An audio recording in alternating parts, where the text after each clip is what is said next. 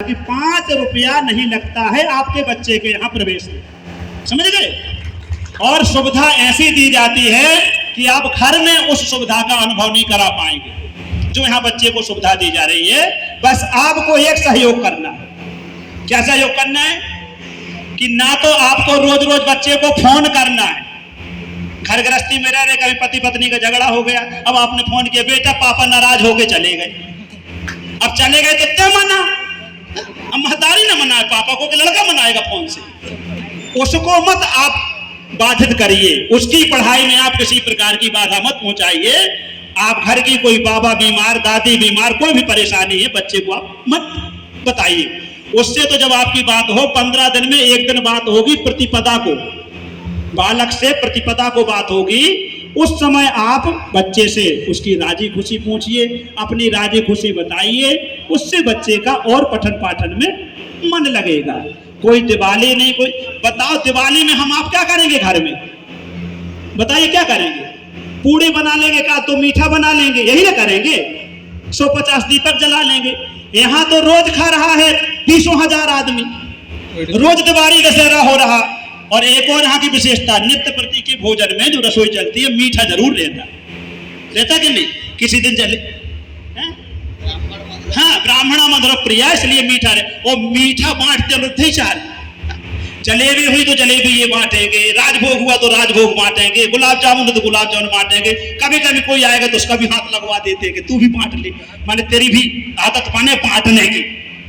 बंटवाते क्यों, उसने दिया नहीं है 2 रुपया, पर उसकी आदत बने। रसगुल्ला बांटेगा तो फिर कम से कम पानी बांटना तो सीख ही जाएगा। इसलिए ये स्वयं करते हैं और आचार वही है जो आचरण में उसके शिक्षा हो। आचनोति च शास्त्राणि, शास्त्रों को पहले आचरण में ढाले। व्याकरण महाभाष्य में विद्या के 4 प्रकार हैं। प्रथम प्रकार क्या है, आगम काल, ठीक है। दूसरा है स्वाध्याय काल, तीसरा है व्यवहार काल, चौथा है प्रवचन काल। प्रवचन चौथे नंबर में।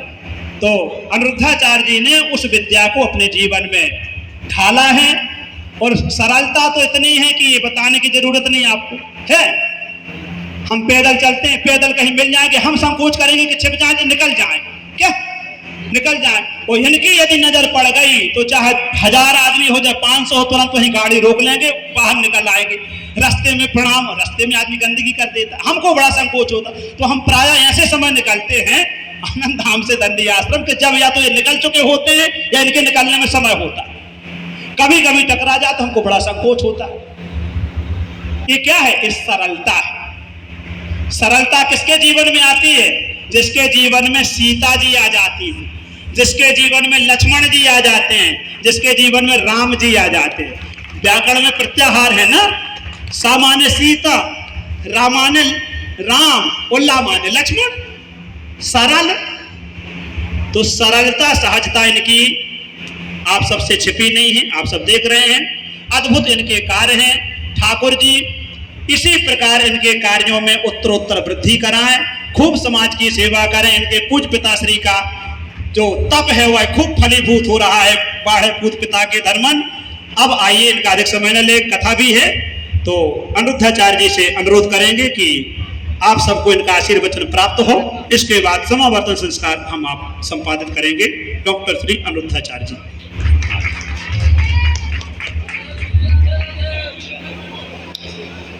बोलिए गौरी गोपाल भगवान की,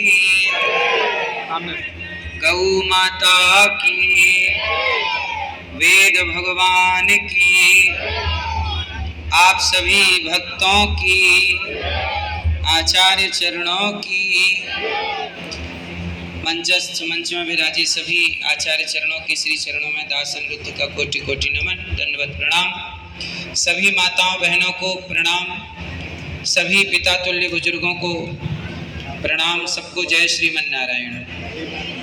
बोलो जय श्रीमन नारायण, जय श्री कृष्णा, राधे राधे। कैसे हैं आप लोग? आज बड़ी सुंदर, आज का दिन बड़ा सुंदर है। गुरु कृपा से, भगवत कृपा से आज लगभग 45-50 बच्चों का, 60 बच्चों का आज यहाँ यज्ञोपवीत संस्कार हुआ। कहते हैं कि यज्ञोपवीत संस्कार बच्चों का देख पाना, इतने बच्चों का एक साथ इस कली काल में, यह भी कई यज्ञ करने का पुण्य देने वाला है। केवल दर्शन, यज्ञोपवीतम परमम पवित्रम, ये परम पवित्र कार्य है। और ये यज्ञोपवीत क्या है? ये बंधन है। क्या है ये बंधन है। किसका बंधन है? ये मर्यादा में बंधने का बंधन है, ये वेदों में बंधने का बंधन है। ये बंधन इसलिए डाला जाता है कि आज से बेटा तुम आजाद नहीं हो। आज से किस में बंधे हो? मर्यादा के बंधन में। आप लोगों को आजादी चाहिए, स्वतंत्रता चाहिए कि बंधन चाहिए? आपको आजादी, किस किस को आजादी चाहिए? आजादी किस किस को चाहिए? हाथ उठा। चाहिए? आजाद था रावण। कौन था आजाद? आजाद रावण था, किसी को भी चुरा लेता था। आजादी है। जबकि राम आजाद नहीं है। राम किस में रहते हैं? मर्यादा के बंधन में। सामने खड़ी हो जाओ, हवा नहीं आएगी। सीता जी बंधन में है, जबकि सूर्पनखा पूरी आजाद है। जहां मन करे वहां चली जाए, जो मन करे वो कह दे। आज से आप भी वेदों की मर्यादा में बंध करके रहेंगे, वही काम करेंगे जो धर्म है। आज से क्या करेंगे? वही करेंगे जो धर्म है, और वो कभी नहीं करेंगे जो अधर्म है। तो आज से धर्म पर चलने का नाम यज्ञोपवीत संस्कार है। इसलिए ये केवल एक धागा नहीं है, ये सनातन का सबसे बड़ा बंधन है, जो धर्म का बंधन है। हमारे जीवन में यदि धर्म ना हो, धर्म किसे कहते हैं? तुलसीदास जी के हिसाब से देखो, धर्म तो बहुत गूढ़ है। स्त्री का धर्म अलग, पुरुष का धर्म। भीष्म पितामह जी ने बहुत धर्मों का निरूपण किया, स्त्री धर्म, राजधर्म। आज से यहाँ विद्यार्थियों का धर्म है। आपका धर्म क्या है? सिर्फ पढ़ना, अल्पाहारी गृही त्यागी। गुरुजी ने कहा कि घर से अब मन को पूर्ण रूप से हटाकर केवल विद्या में लगाना है, तो यह धर्म है। तुलसीदास जी कहते हैं, धर्म न दूसर सत्य समाना। सत्य सबसे बड़ा धर्म है। दया धर्म का मूल है, दया धर्म है। और परहित सरिस धर्म नहीं भाई, परोपकार ही सबसे बड़ा धर्म है। इसलिए आज से इन बच्चों को धर्ममय जीवन जीना है, और बच्चों के माता पिता को भी हम कहेंगे कि आप भी धर्म पूर्ण जीवन जिया करें। आप इंसान हैं, यदि आपके अंदर धर्म नहीं है तो आप इंसान होके भी इंसान कहाँ हैं? कुत्ते के पास धर्म नहीं है, इसलिए ना वो कुत्ता है। 84 लाख योनियां हैं, सबसे श्रेष्ठ मनुष्य है। क्यों? क्योंकि मनुष्य के अंदर धर्म है। 84 लाख योनियों में कहीं भी झांक कर देखिए, किसी जीव के अंदर धर्म नहीं होता। केवल अपने बच्चों का पालन पोषण करने का धर्म तो कुत्ता बिल्ली में भी देखा जाता है, पर वास्तविक में जो धर्म कहा है वो केवल मनुष्यों में ही दिखाई पड़ता है। यदि मनुष्य में भी यदि हमारे अंदर से धर्म का लोप हो जाए, चला जाए, तो फिर हम इंसान रह गए। इसलिए अपने बच्चों को, आज से आपके बच्चे यहाँ क्या सीखेंगे? केवल कागज की डिग्रियां नहीं पाएंगे, धर्म पर चलना सीखेंगे। और ये अपने पूरे जीवन में इनके प्राण चले जाएं, पर ये अपने धर्म को नहीं छोड़ेंगे। ऐसा बनाया जाएगा इन बच्चों को।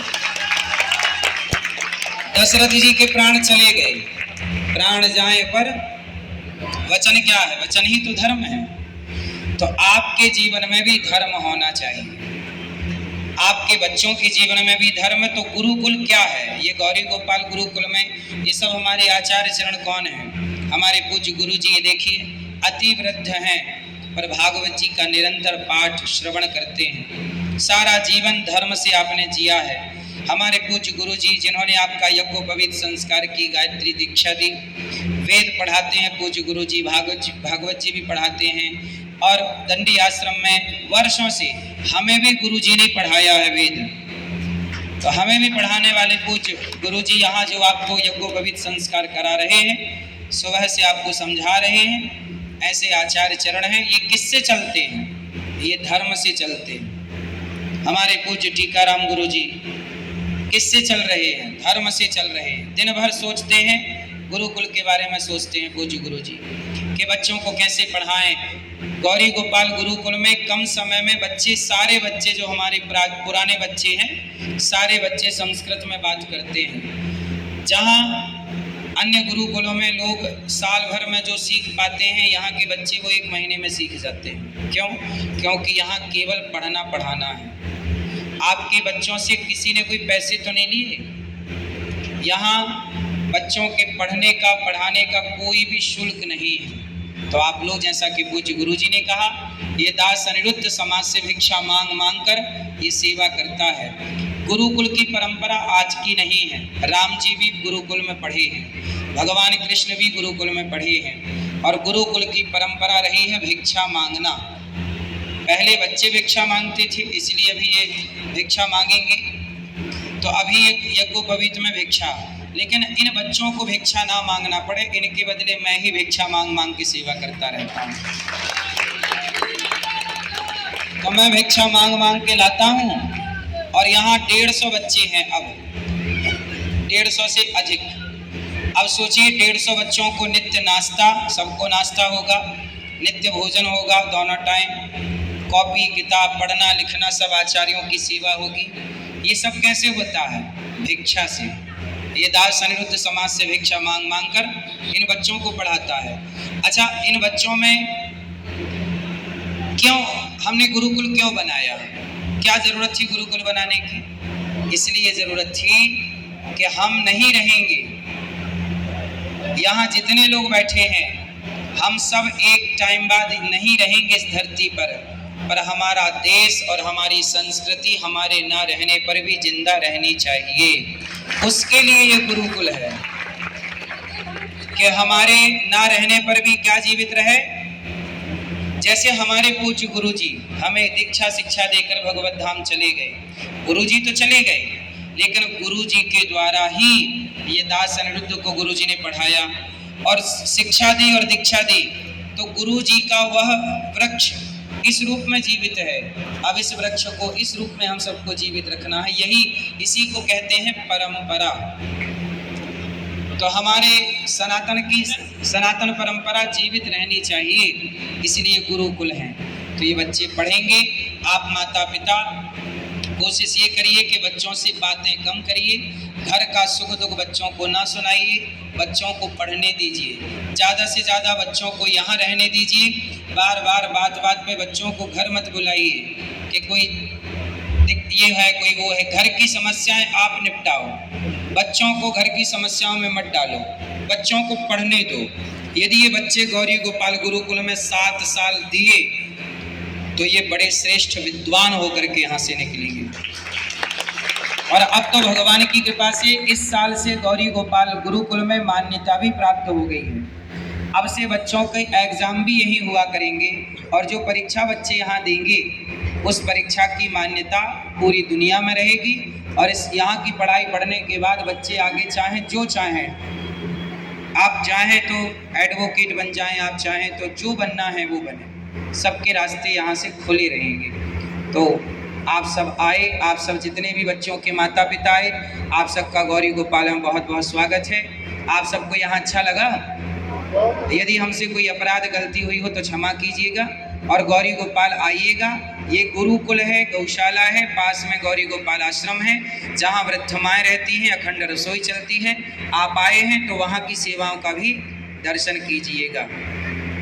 लोग कई बार आपने सुना होगा, लोग हमें कहते हैं अरे ढोंगी हैं, पाखंडी हैं, वो तो ढोंग करते हैं, पैसे लेते हैं। सोचिए, हम चोरी किसी के नहीं करते, डाका किसी के घर में नहीं डालते, और जेब में हाथ किसी के नहीं डालते। समाज से ईमानदारी से भिक्षा मांग मांग कर देखो, यहाँ गौशाला है, गाय की सेवा करते हैं। यहाँ इतने सारे बच्चे हैं, सब बच्चों को अब बताओ, आपके घर में 150 लोग आ जाएं, कहें कि चलो भोजन कराओ, तो आप एक दिन में 150 लोगों का भोजन, आप परेशान हो जाएंगे। 5 दिन यदि आपके घर 150 लोग भोजन कर गए तब हिसाब बिगड़ जाएगा। पर गौरी गोपाल में 12 महीने बच्चे यहाँ रहते हैं, केवल 1 महीने की छुट्टी में बच्चे घर चले जाते हैं गर्मियों में, बाकी टाइम हमेशा बच्चों का नाश्ता भोजन होता है। और ये सब सेवा ये दास करता है भिक्षा मांग कर। फिर भी लोग हमें क्या कहते हैं, ढोंगी पाखंडी ये है, फिर भी हम लोगों की बात ना सुनकर सेवा करते हैं। आप लोगों ने यहाँ देखा माताएं रहती हैं, दर्शन किया, माताओं की सेवा, बच्चों की सेवा, गायों की सेवा। और अभी हम एक विद्यालय और बना रहे हैं कक्षा 1 से लेकर 12वीं तक, जहाँ CBSE बोर्ड की शिक्षा होगी। 5 से 7 हज़ार बच्चे निःशुल्क पढ़ेंगे। ये सारी सेवा यहाँ पर चल रही है। ये सेवा किसकी है? सनातन की। यही राष्ट्र सेवा है। तो आपसे भी कोई गौरी गोपाल के बारे में कुछ कहे तो आप बस इतना बता दिया करो कि मैंने अपनी आंखों से गौरी गोपाल को देखा है, वहाँ सेवाएं हो रही हैं। क्या हो रही हैं? आपने अपनी आंखों से देखा कि नहीं? क्या है कहना, गलत कहना, आरोप लगाना। सीता मैया को भी लोगों ने आरोप लगा दिया। आरोप लगाना सबसे सरल काम क्या है? निंदा करना। सबसे सरल काम क्या है? आलोचना करना। और सबसे कठिन काम क्या है? ये सेवा करना। अब जो निंदा कर रहे हैं उनसे आप ये कहिए कि तुम भी तो सेवा कर सकते हो, पर सेवा नहीं करते लोग, सिर्फ क्या करते हैं? जोर से। इसलिए आप समाज के दर्पण बने, आप भी समाज को बताएं कि गौरी गोपाल आओ, आप भी सेवाओं का दर्शन करो, आप भी इन सेवाओं से अपने आप को, यदि आप इस योग्य हैं कि आप भी 2 रोटी का सहयोग कर सकते हैं, तो आप भी इन सेवाओं से अपने आप को अवश्य जोड़ें। बच्चों को बहुत बहुत साधुवाद। आज से आप यज्ञोपवीत आपका हो गया, आज से आप द्विज हो गए। 2 बार जन्म होता है, एक बार माँ के गर्भ से और दूसरी बार यज्ञोपवीत के बाद गायत्री धारण करने के बाद भी पुनर्जन्म माना जाता है। तो आज इन बच्चों का जन्म हुआ है, इसलिए 2 बार जन्म होने के कारण ब्राह्मण को क्या बोला जाता है? द्विज बोला जाता है। तो आज से ये सब क्या हो गए? ये द्विज हो गए, मतलब इनका दूसरा जन्म आज हुआ। वेद पाठी हो गए, अब से ये वेद पढ़ेंगे, सनातन परंपरा को आगे बढ़ाएंगे। तो सभी माताओं को, बहनों को और सभी पिता तुल्य बुजुर्गों को बारंबार नमन। आचार्य चरणों में दास का कोटि कोटि नमन, दंडवत प्रणाम। सभी बच्चों को जय श्रीमन्नारायण, जय श्री कृष्णा, राधे राधे।